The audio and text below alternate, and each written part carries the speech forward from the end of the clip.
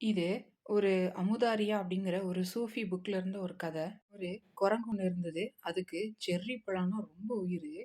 ஒரு நாளு அது அழகான செர்ரி பழத்த பார்த்துருச்சு. உடனே மரத்த விட்டு கீழ இறங்கி எடுத்து பார்த்தா, அது ஒரு கண்ணாடி குவளைக்குள்ள இருக்கு. ஒரு சின்ன கண்ணாடி குவளை. அதுக்குள்ள செர்ரி பழம். குரங்கு உள்ள கைய விட்டுருச்சு. பழத்த இறுக்கமா புடிச்சுக்கிச்சு. ஆனா மூடுன கை வெளிய வரல. இது ஒரு பொறி.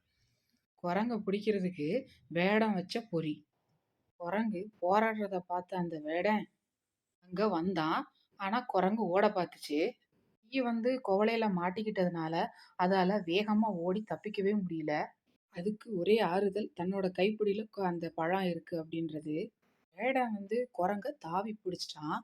உச்சியில அது பழத்த விட்டுருச்சு. கையும் வெளியே வந்துருச்சு. இருந்தாலும் அது வேடனோட பிடியில சிக்கியிருக்குது. வேடனோட கண்ணாடி குழையும் பழமும் சேதமில்லாம அப்படியே இருந்தது. நம்ம வேண்டாத ஆசையில கைய நுழைச்சு அவஸ்தைப்பட்டுட்டு இருக்கோம்.